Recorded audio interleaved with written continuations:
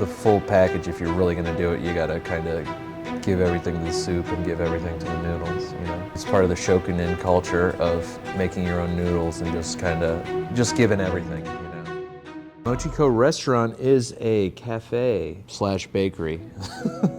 In the morning, it is a bakery, and then at night we do Japanese comfort food, mostly focusing on ramen is kind of like what we're known for. So that's my passion, and that's what I spend most of my time working on, and I have 2 cooks that kind of do the rest of the savory food at night. Morning, take care of Pip. She helps me realign my chi when I'm all stressed out, you know, because we got a long day ahead of us. Typically we get into work at 9 and then usually leave work at 10:30 at night, you know. That's the pretty normal day.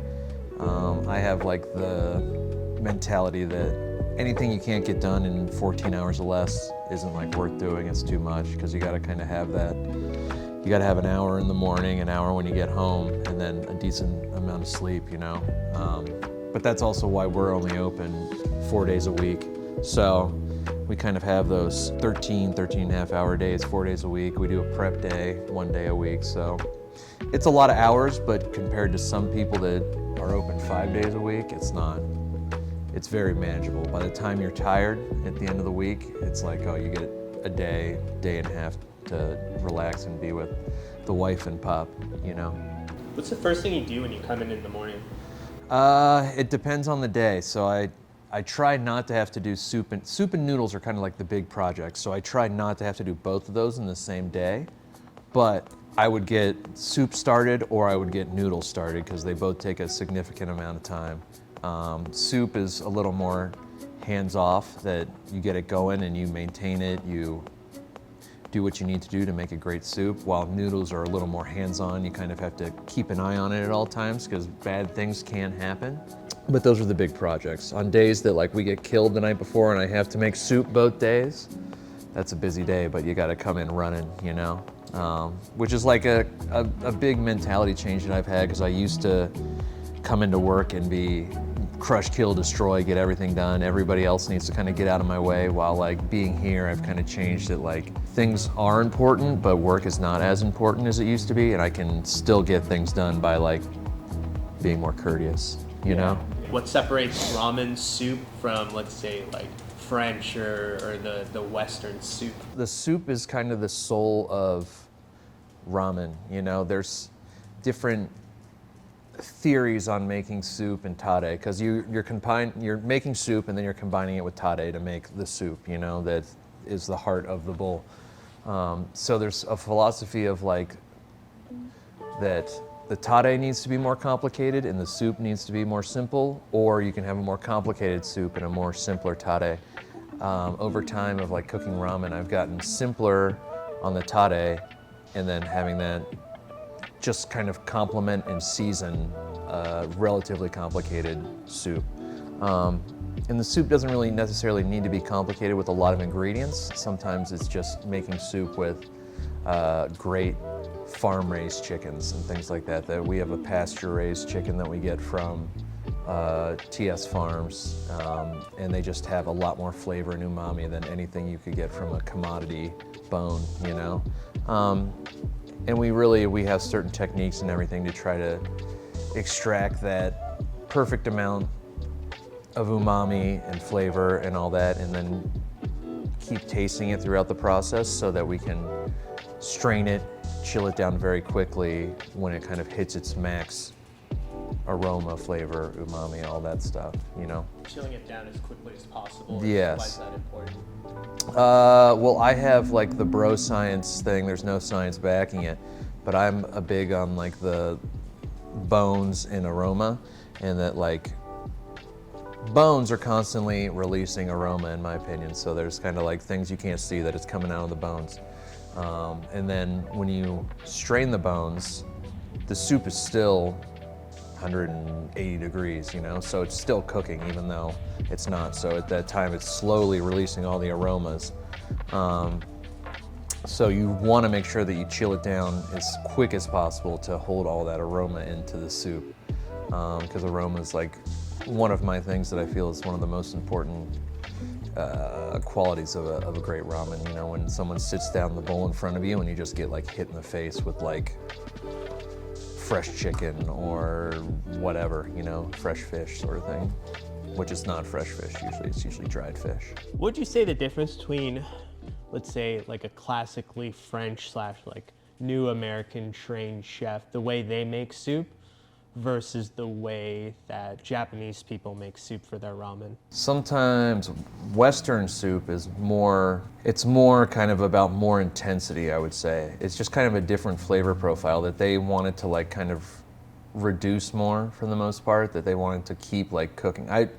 Like when I taste a soup, a Western soup, a lot of times will have more intensity to it, but it tastes overcooked to me. And it's not really something that you can like describe. It's kind of just when you taste it, you know.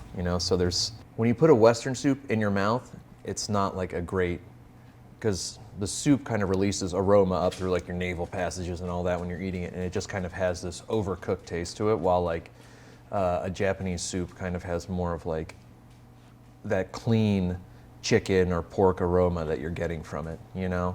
And of course there's extremes of like tonkotsu, which is cooked for a long time, and then there's like extremes of like demi, you know, or like a real strong brown stock that are just cooked and cooked and cooked until they're overcooked, you know? But I think a Japanese long cooked soup is different, because when it starts to get hammered and there's no like fresh aroma coming, they add fresh bones to it to kind of bring it back to life, you know, while with like with a Western soup, they pretty much just let it ride, you know, so it just has a specific like gelatinous overcooked flavor to it, which there's nothing like wrong with that. It's just kind of like, when I say overcooked, I don't say that in like that's just how I describe it. I wouldn't call it a negative thing, but it's just, that's how the soup kind of differs. And I think that's a big problem with a lot of ramen people when they start, is that they think that ramen has to be cooked for like a super long time, but like a chicken soup should cook anywhere from like 3 to 6 hours, you know, depending on like tasting it and when it kind of hits that max, you know. It's mostly chicken.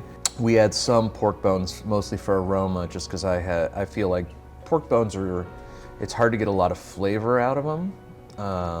It's more of like, I like the back note of like pork aroma in the soup, and you get a little like rendered fat in with the chicken fat. For the most part, our primary soup is chicken, pork, and then we make a strong dashi that we blend with it later when we're making it. It's a more modern technique to blend soups. I'd say the old school style of like ramen was a lot more of like pulling it from a big pot, that you would end up with all the pork and all the fish and all that. And like, in theory, if you're good at that, it's the best way to do it, because everything's fresh. But a lot of times, like, it can overcook during service, and then that can be an issue too. You know, that the soup starts to go stale. Elaine Weekenpang Bentz, I guess her maiden name is Weekenpang, and she's my everything. You know, she runs the bakery in the morning, and we spend all of our time together, you know, for the most part. We work very well together. I think we're both really kind of understanding of each other's space and needs. I think we're both really willing to kind of like give in when someone needs something, you know, that like we know when a certain decision needs to be made by the other person, you know.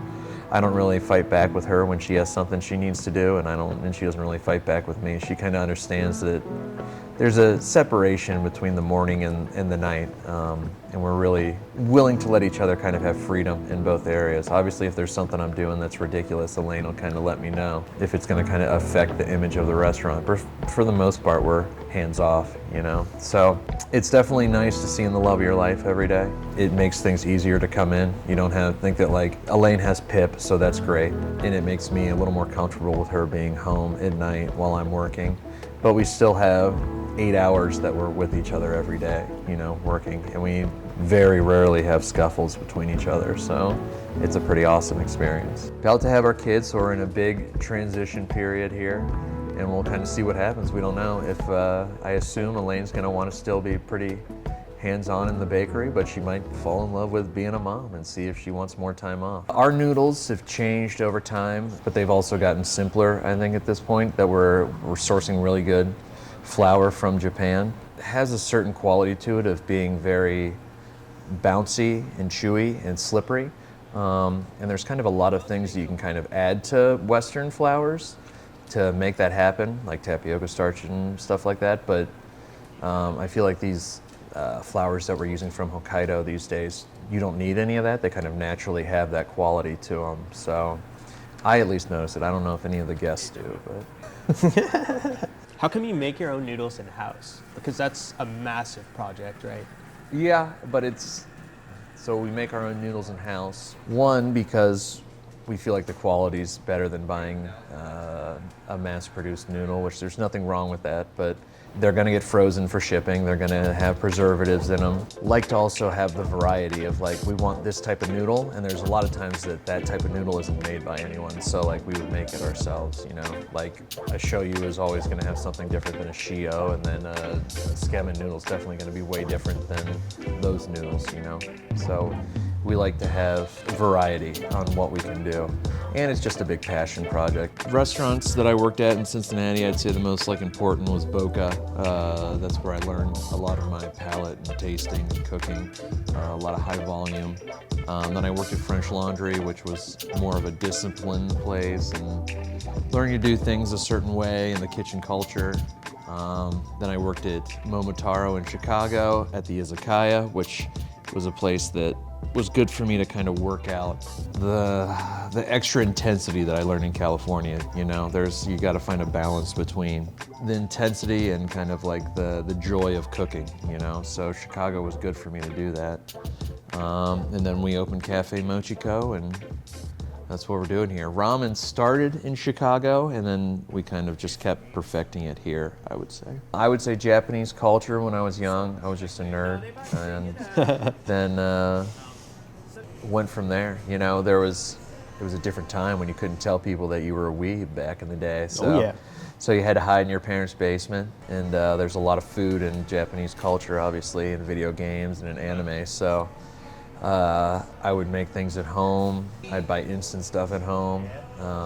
2009, I'd say I had like my first real bowl of ramen in New York City. I can't even remember if it was good or not, but I'm sure it was. At the time, I thought it was amazing.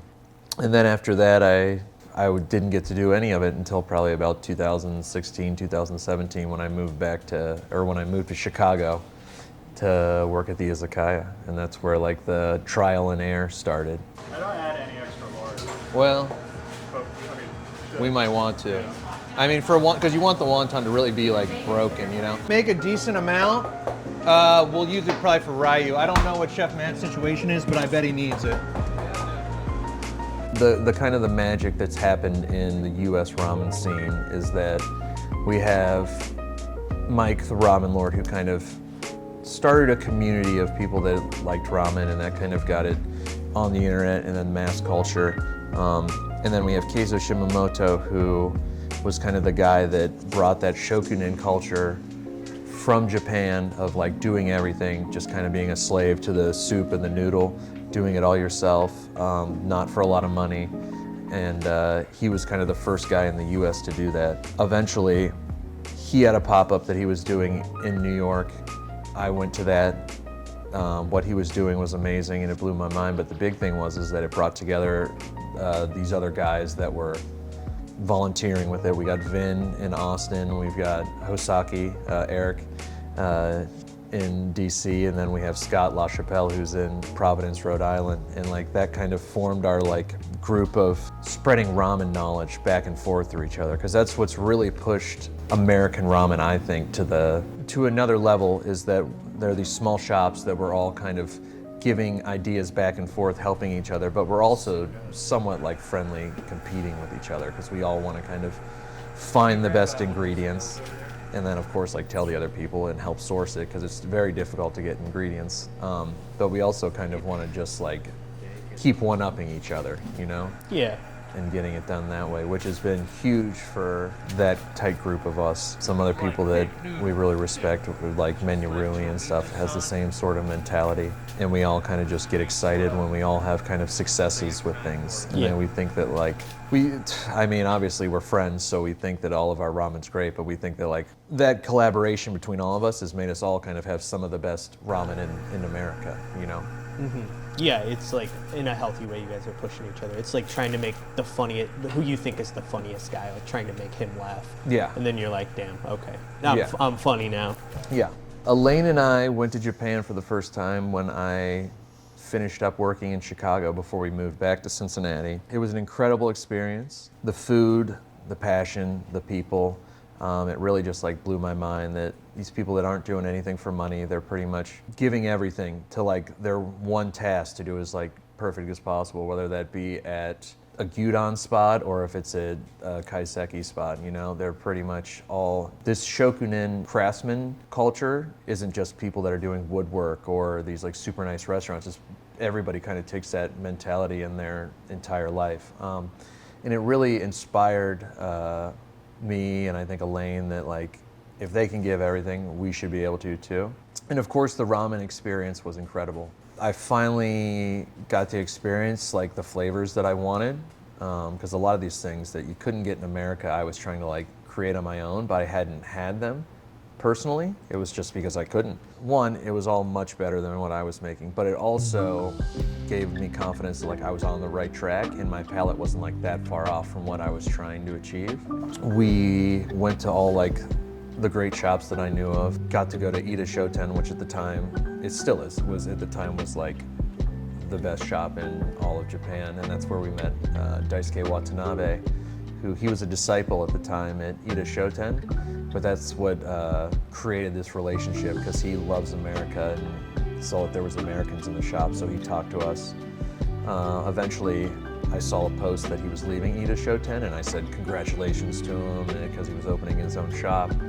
And he said, oh, you're an American that makes ramen? Because we didn't get that deep into conversation when we talked. We just kind of talked like where we were from and stuff. That's what started like kind of this international thing added to the group of like, we had the guys in America and then we had Daisuke who was like very excited about this kind of like movement that we had of people working together to kind of like make American ramen something great, you know?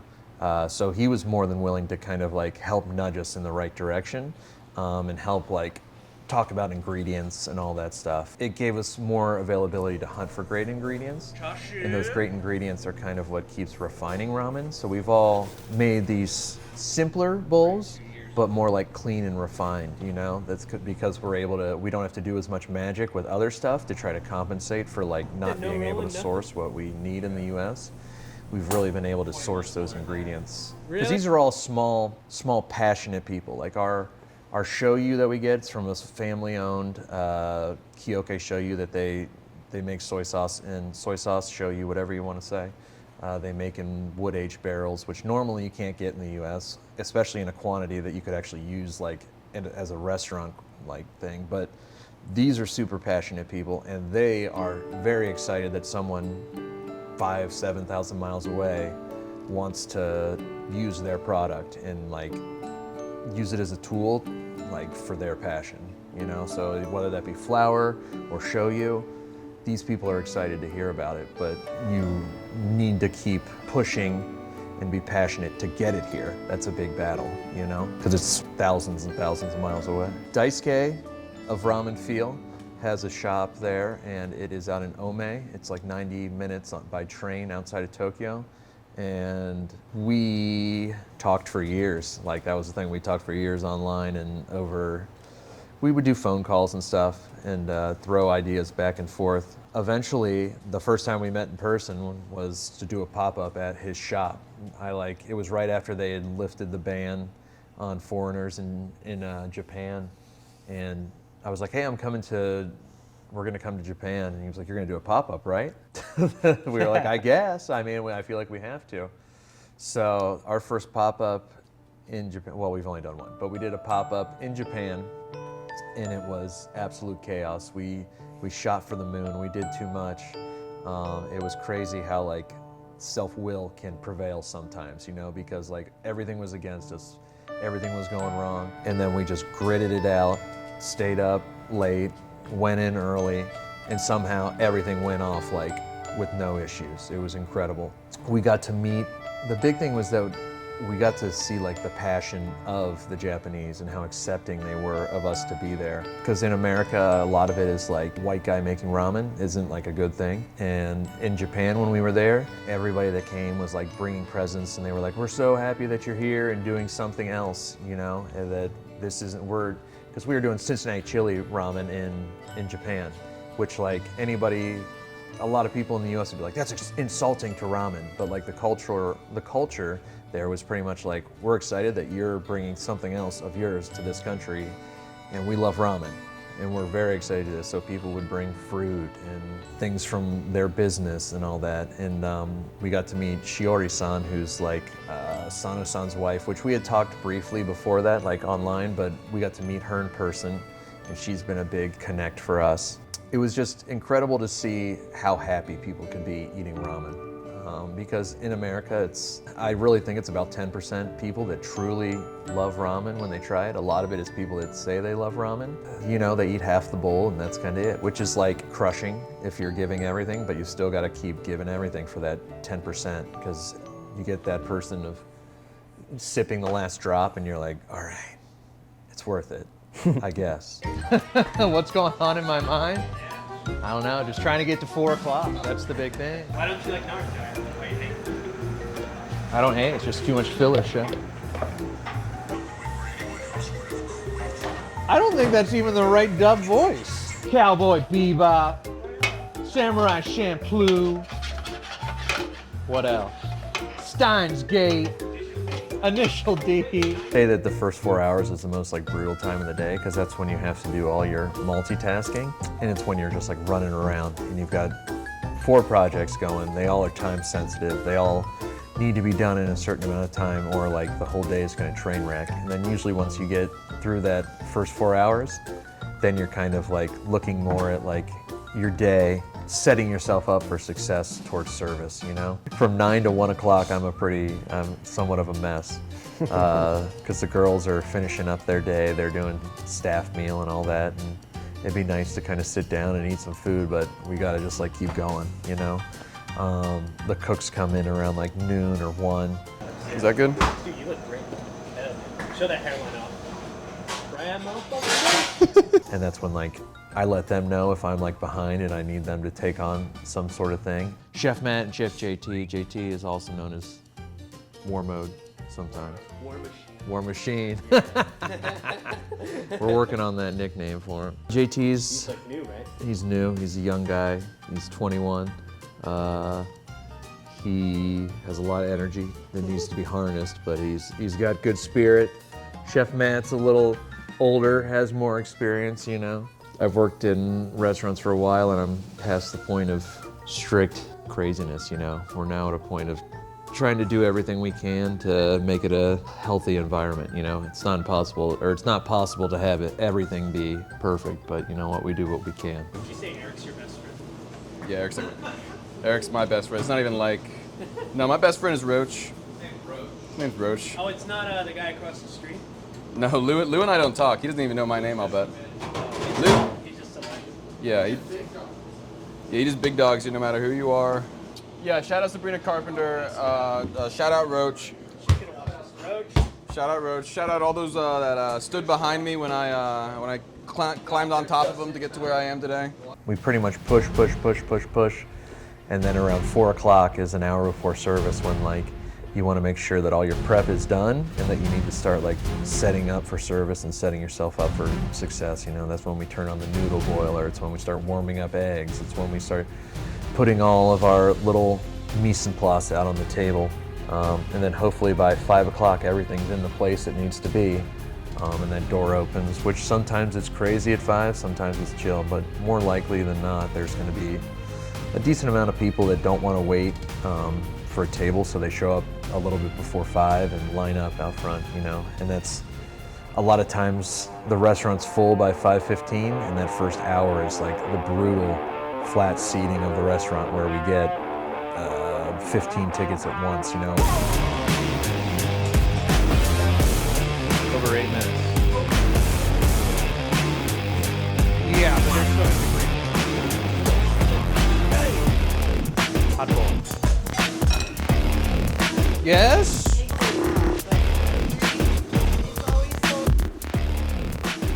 never hammered. Chef, we got a kid's fry. Karaage. I think we need 2 broccoli all day at least, Chef. Hot food!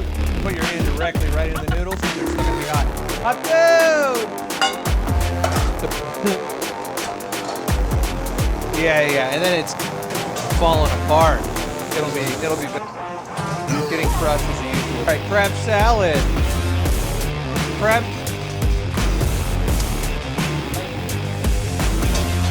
3 table, 4 table 6. We gotta dig ourselves out. And then usually by 6 o'clock, we're doing, the tables naturally leave and flip.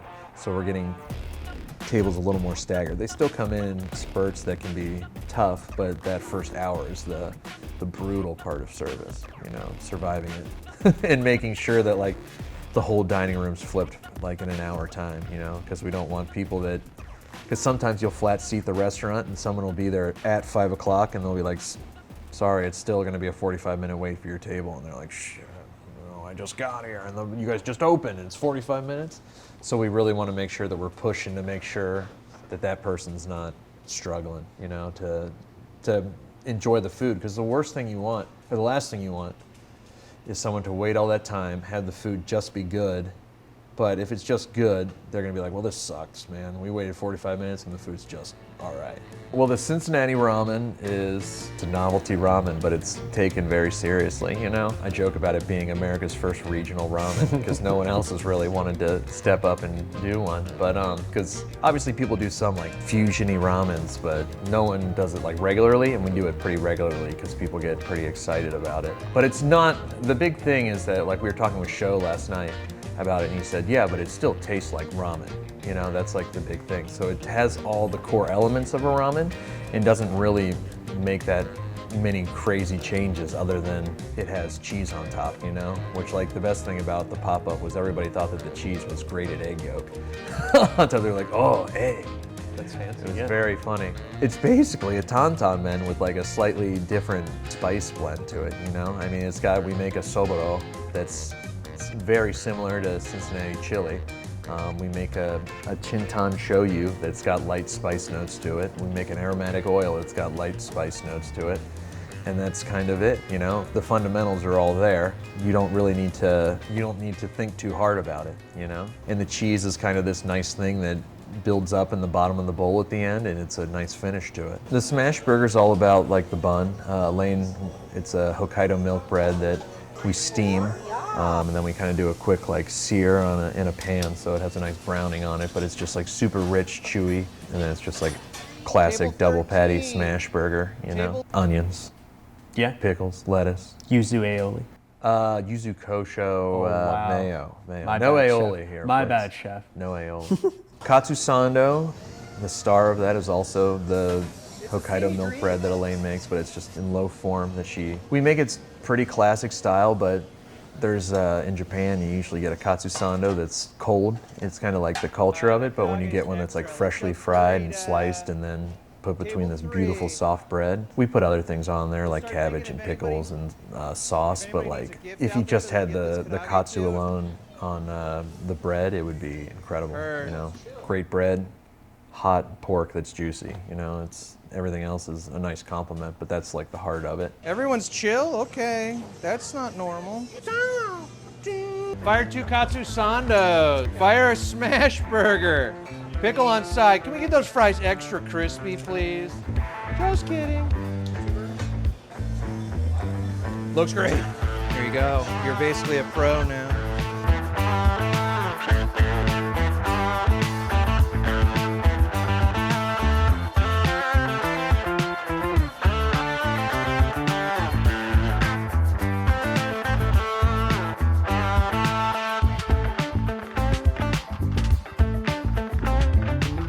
Staring at a guy that poured his soup over his noodle, chef, I feel crushed on the inside.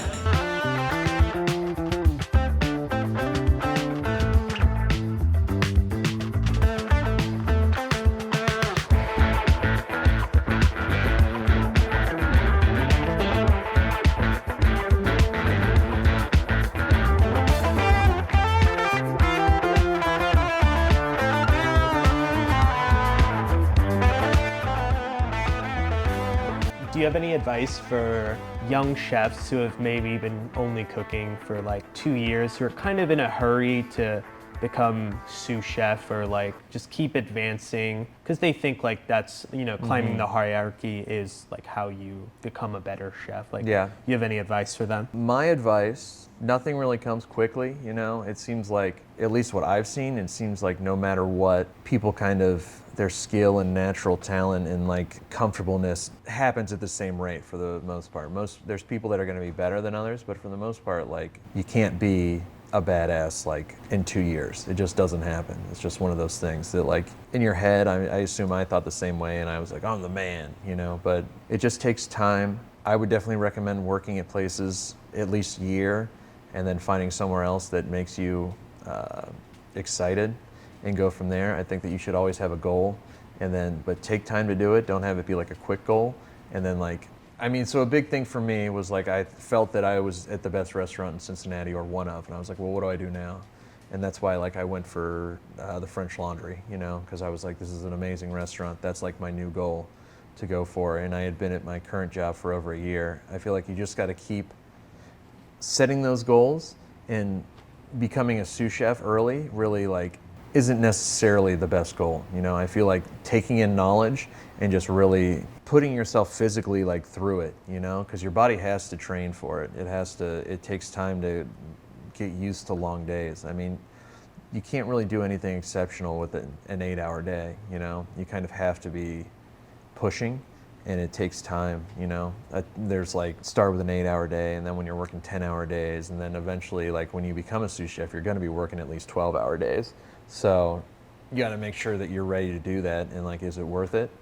Or should you keep kind of like building your palate, going to a different restaurant and going from there? But I also think that like, you shouldn't jump around from restaurant to restaurant. It used to be very industry standard that you had to work somewhere a year, or like you wouldn't tell somebody that you actually worked there. That's kind of what kept me going at the laundry, because I was doing terrible at the laundry. But I was like, I have to make it a year. I have to make it a year. But I had only been there like a month. And I was like, I was just like, I'm never gonna make it. And then finally when I got to 6 months, I was like, all right, it's less than 6 months now. I can make it to a year. And then when I got to a year, I was like, oh, I don't know what to do now. I guess I'll hang around longer. And then before you know it, was like 20 months and the restaurant was closing down for break. And I was like, well, maybe this is the time to move with Elaine, you know, for a change. They don't get super starchy, so they really need like one rinse, change the water, kind of give them some nice work to kind of work some of the starch out of them. But for the most part, these really just need to chill. Give them a really good squeeze in the corner, and then you're pretty much there. The Gyokai Tsukemen is based off of a style that was made famous by a shop called Ganja. I think it's in Saitama, that's like north of Tokyo, and he was the first guy to kind of do the super rich pork tonkotsu and chicken, and then he would put fish in the soup, cook it for a long time so it would be a super rich soup, and then he would finish it with dry fish powder, gyofun. And it was really big, like from around like 2015 to like 2020. It slowed down a bit, but it's still super popular. And Ganja was like the shop that started that. And then mostly what I know from it is from Keizo Shimamoto. He's the guy that's like the Gyokai Tsukemen master, you know, because for a long time there was no one else in the US that was making anything like that, you know. There's a lot of like small shops now that are doing it, but for the most part he was the only guy doing it. Hot soup served separate with iced noodles, you know, that are chilled obviously, and they're super slippery and chewy, you know, and hopefully they are, you know. That's what you're aiming for. The mochi, Elaine likes to take credit for. I don't know how it happened exactly, but I guess inspired by gnocchi. But the big thing, like our technique that we do with it is kind of like, it's very different than gnocchi, but it's kind of like a gnocchi method. It was mostly inspired by our favorite place in Chicago, Shy Cafe, has a rice noodle roll dish that has like stir-fried rice noodles with XO sauce and all that jazz, and it's delicious. And that's kind of what we were emulating with ours, but it's basically little mochi cakes that kind of look like gnocchi that have a nice crispy edge on the outside, and then they're like gooey and chewy on the inside. Very mochi.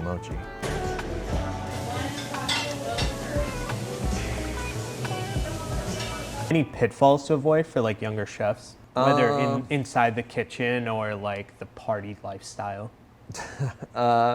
Yeah, I mean the party lifestyle is definitely a pitfall because you gotta have energy for long days. You know, if you're having a lot of fun, you're probably not going to be having much fun at work. You know, and you need energy. You need your head to be clear to kind of remember, because there's a million things you have to remember in the day. Like you got to have 4 things working at once. You can't be working on one thing at a time. So obviously you should have some fun on your days off, but there's the pitfalls of like after work, you know, just every night doing it, because your body's not going to be able to keep up with it, and your body really needs sleep. That's like the biggest thing I've learned, is that your body has to have sleep to do anything, because it's your mental health falls apart and your physical energy falls apart, and it's like then you're unhappy every day at work because you feel terrible. Like you gotta feel good to be happy with your job. If you're in a bad mood because you're exhausted and hungover, you're gonna snap on somebody, and then the whole day is kind of ruined because everybody's like, the vibes are bad, you know? And if you do that, the big thing is that you have to be like able to apologize to people and take accountability. That's a great thing to learn in a kitchen, is that I'll make decisions all the time that I'm like, no, such and such do this, and then like a few minutes later I'll be like, oh wait, I was totally wrong on that, my bad, let's keep going, sort of thing. Is that in a kitchen you can't be a chef that's omnipotent, amazing, like always right. You got to be willing to tell people that like you fucked up, because you're human, you know. It is what it is. And I think a lot of chefs just eat that when they mess up and just like keep going because they don't want to take the time to do that. And it's great for kitchen morale too, because kitchen morale, cooks are always going to be thinking like, this idiot, I knew he was wrong, and look at this, we can see he's wrong, clearly he's wrong, he's an asshole, sort of thing, you know. But if you take the time to go to a cook and say, I'm sorry, I messed up, you were right, let's keep going, sort of thing, it really resets their brain, you know, to try to like diffuse the situation. You can't be unhappy and make good food. That's like the big thing. You gotta, it doesn't feel worth it when you're unhappy and doing stuff, and nothing really tastes good anyways. Like people can tell you the food's great, but you're pretty much like, this is shit. I don't really care. You're tasting it over and over again and it still tastes bad. Just because like you're in a bad mood. And I think a big part of that is just keeping the kitchen together. Every night we scrub down together, just because it's hard to complain about a boss that's doing the same shitty job that you are. You know, that's kind of what I've learned, is that if he's there the whole time you are, he's not sitting in the back at a table like screwing around, acting like he's working on the computer and doing inventory and ordering stuff. It's tough to get mad at him if he's there, been there since 9 a.m. and then it's 10 o'clock at night and he's still scrubbing stuff with you. It's like, what am I gonna do? Say he's lazy? Like, and not being lazy is the big part of it. Yeah, leading by example. Yeah. Like absolutely huge. Yeah, you're always like the last person to leave, right?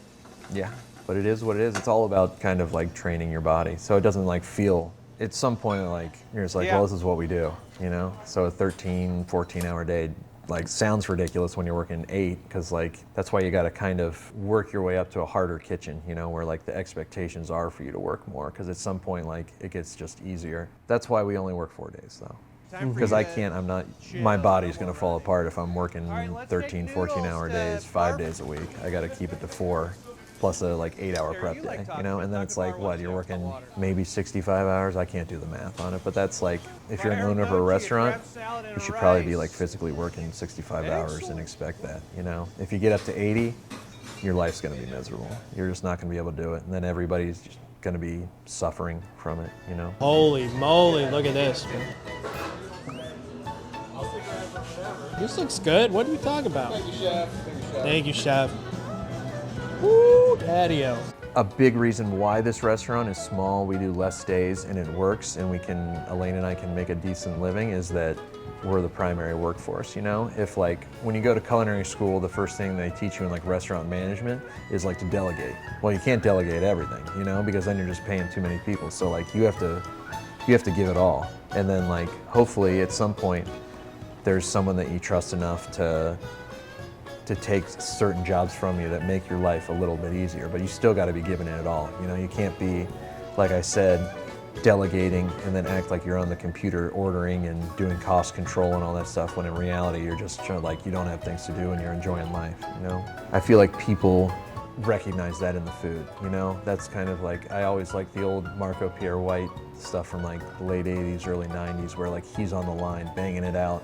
And that's when like his food was the most passionate, you know, when he was the boss, the owner, the chef, and he was there yelling at people and doing it. You know, we don't yell at people, but but we're there, you know, we're sweating, we're doing it. It's a very family restaurant. There's a lot of like poor financial decisions we've made to kind of like hopefully take care of people and have them like understand that like this place is a family. We haven't had a new server in a year. I mean, our newest cook has been here for a year, and before that we've had 2 other cooks, and they've both worked here for 3 years or so. It's kind of like They all come in to eat all the time. yeah, Come I mean, visit.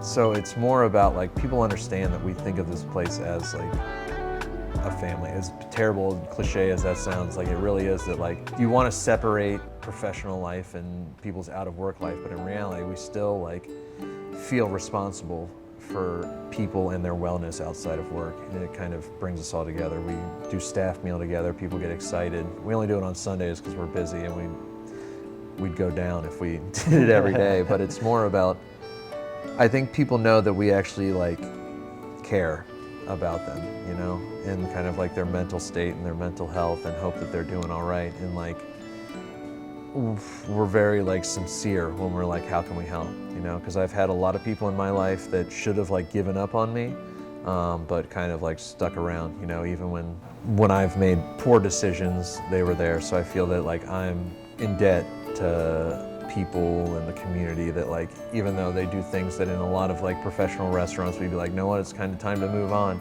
I feel like there's somebody that like we need to say, what can we do? How can we help? That kind of like we take on a little bit of the burden, but like they're family and we love them, sort of thing. Yeah, you know? It's like a special place. I started around a lot, and yeah, there's lots of places where it's like, wow, like enjoy this because it's a very special place. Are you crying right now? Yeah. Pip's got me teared up. Pip, you because got her cuteness. Yeah, she's too cute. They're just gonna hear those tappy toes. I the whole hear time. I hear your toe beans, man.